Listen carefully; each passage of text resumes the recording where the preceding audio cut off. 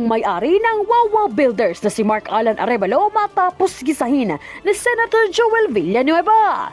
Political analyst na niniwalang pinipigilan ni Arevalo na magsalita dahil sa takot na baka mabuking ang malalaking patron sa Bulacan.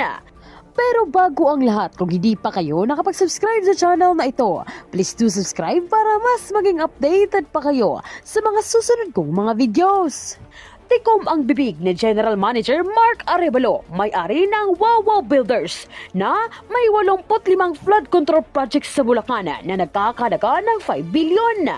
Sa umiinit na imbestigasyon sa Senado, maring tinanggihan ni Arevalo ang tanong kung may ghost project ba ang kanyang kumpanya. Ngunit kinamit ni Arevalo bilang sandata ang karapatang manahimik at huwag magsalita sa mga anomalyang nangyayari sa flood control projects sa Bulacan. Sa isang suspetya, tila pinapatikom ang bibigan ni Arevalo upang pagtakpan ang mga malalaking political patron sa Bulacan na kung saan maaring puno ng malalaking pagnanakaw sa mga flood control projects. Si Madam Roma. St. Timothy and I think Wawa is here. St. Timothy, meron kayong ghost project sa Bulacan? Mr. Chair, wala po. Categorically. Tapos yung Wawaw? Good morning po. Yeah, can you answer yes or no? Ghost project? Can you turn on the microphone, please? It's a yes or no question, sir. Wow, you're You don't looking, even know? You're looking for your lawyers? Wow. I invoke my self-incrimination, Your Honor. Okay. Ano? Can you repeat your answer? Wow. Can you repeat your answer, Mr. Arevalo? I invoke my rights for self-incrimination, Your Honor. My God, the question of the majority floor leader is very simple.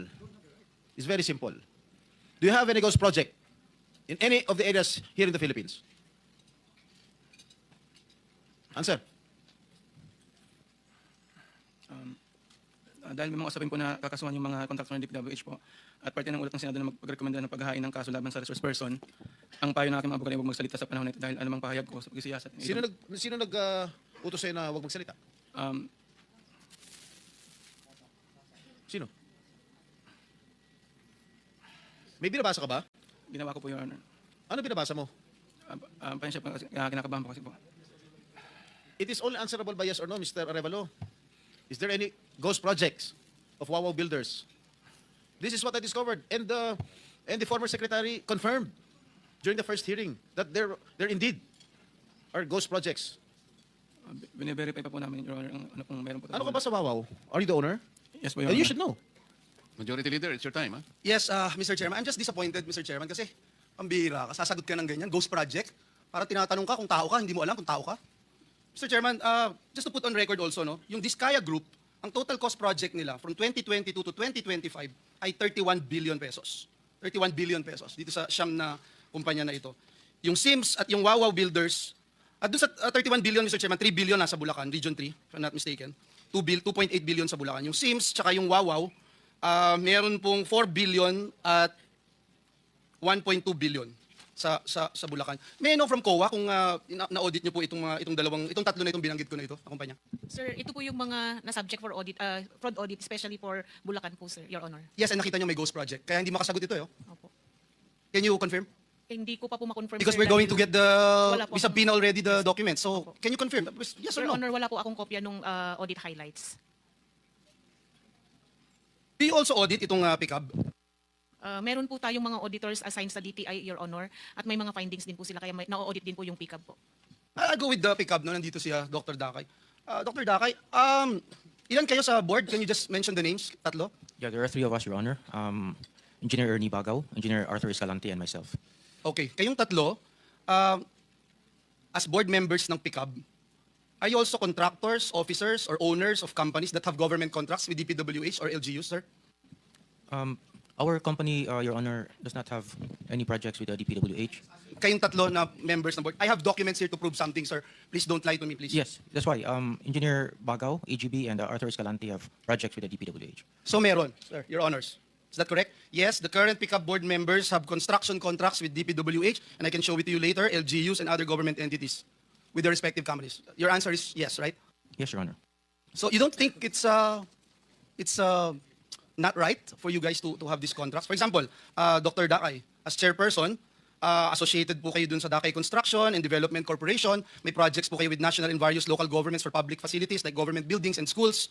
Si Engineer Bagao, one of the top contractors ng flood control project, securing worth 7.7 billion. Si Engineer Escalante signed a contract with DPWH on behalf of his company in May 2022 while already a PICAB board member. Are you aware of this, sir? Yes, I'm aware of that, Your Honor. And there's nothing wrong with it? Actually, Your Honor, all of the members of the board of PICAP and the other boards in SIAP are all contractors. And there's no conflict of interest, you think, among your officials? And there's nothing we can do to stop the three of you, the powerful three in PICAB? Your Honor, if I may speak for myself, we do not have any government projects, Your Honor. We used to have, but not anymore. And I will no longer belabor the issue. I think it's very clear, Mr. Chairman, what I'm trying to raise here. Yung sa DPWH, paano natin napiprevent yung pag-rent out o yung purchase ng pickup licenses? Your Honor, that is a very good question. And I'm not asking you, I'm asking DPWH.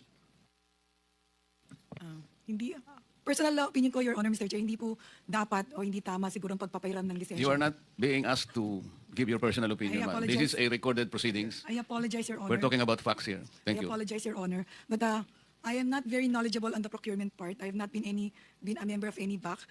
Pero again, sa pagkakaalam ko po, hindi po tama na pinagpa-rent or pinapahiram. Kasi po yung, But you are aware that this is happening? hindi ko po. Hindi, Come on, Yusek Cabral. Hindi po, Mr. Chair, Your Honor. Because I am not involved in the operation. Kayo bang na-deputize na sumagot in behalf of the department para Ako po kasi makasiguro lang tayo? Opo, ako po kasi yung pinakamataasang posisyon na nandito ngayon.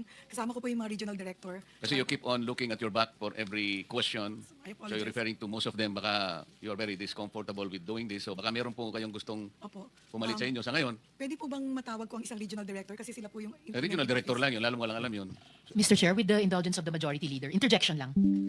Paalala lang po na, kasasabi po kasi ni Yusek Cabral, hindi nila alam na mayroong pagpapahiram or pagre-rent out ng lisensya. Pero kanina po sinabi ni dating Secretary Bonoan, alam nila at alam ng department. For the record, salamat Mr. Chair at majority leader. Anyway, that will be shown later on by the documents that we will be subjected to questioning, as well as people who are involved in this. Okay. Thank you, Mr. I only have 1 minute to go. May I just put on record, because this is in aid of legislation, yung subcontracting loophole, yung joint venture loophole, gusto nating i-address ito. So kung hindi kayo makapagtutulungan sa amin, DPWH, mahahalata kayo na part kayo ng mafia dito talaga. So yan ang gusto nating makita, because itong mga contractor, if I have enough time, I will ask these contractors. For example, Ma'am Diskaya, nagpapahiram ba kayo ng lisensya? Sorry po, hindi po. So lahat ng nakalagay po sa inyo, dun sa 30 billion in the past 3 years, ay kayo ho talaga lahat ang gumawa. Yes po. For example kayo, Ma'am St. Timothy, sinabi nyo kanina, may 145 flood control kayo, di ba? Ilan ang tauhan nyo? I have 38 admin employees po.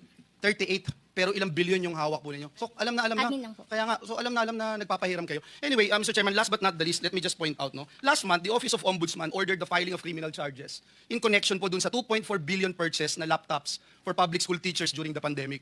And among the respondents, Mr. Chairman, yung Froilan Demongo from joint venture that included yung SunWest Construction and Development Corporation. Once again, we ask, Mr. Chairman, why insist on awarding contracts to firms like SunWest, which are involved in corruption cases, when there are more qualified and reliable contractors available? Yung COA Annual Report 2021, finlag na. Imagine, construction firm supplying laptops. So bakit nakakakuha pa rin ito? So clearly, wala talagang mekanismo para i-check. Zero. Kitang-kita ko lahat kayo nagnanad. Parang wala na ba tayong magagawa dito? Klaro na, maliwanag pa sa sikat ng araw itong mga kumpanya na binanggit natin, contractors na binanggit natin. And yet, kumukopo pa rin sila ng limpak-limpak na billion peso project from the government. Can anyone answer this question? Why is it happening?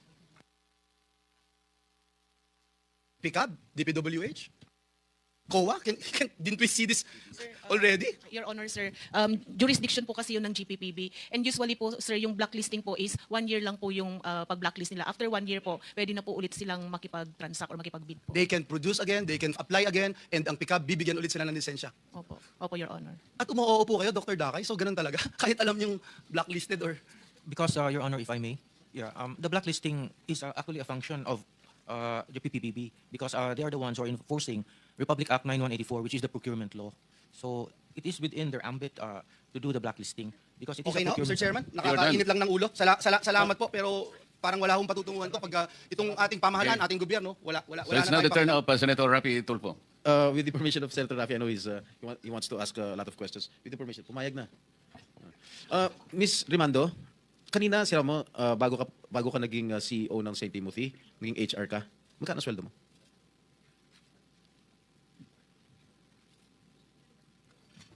Mr. Chair, yung sweldo ko po noon, nasa 30 to 40 po. 1,000 a month. Correct. Dito sa nakalap kong ito SEC, ang amount paid sa record dito, 887 million. Paano ka nakakuha ng ganong kalaking pera? Paid up capital. Tama, paid up capital. Paid up capital. Saan ka kumuha ng ganitong kalaking pera? Mr. Chair, yung 2025 na lang po yan. Bali, nung Oo nga, umpisa saan po ka kami. kumuha? Ang tanong ko sa'yo, saan ka kumuha ng pera? Mr. Chair, meron naman pong income si St. Timothy po. Hindi, pera mo to eh. I mean, iba pa yung pera ng subscription ni Mary Faith Glynn, Jerry Panty. Ikaw ang pinakamalaki, 887 million. Mr. Sino Chair, nagbigay din? Huwag na tayo magpaligo-ligo pa. Sino nagbigay ng pera sa'yo?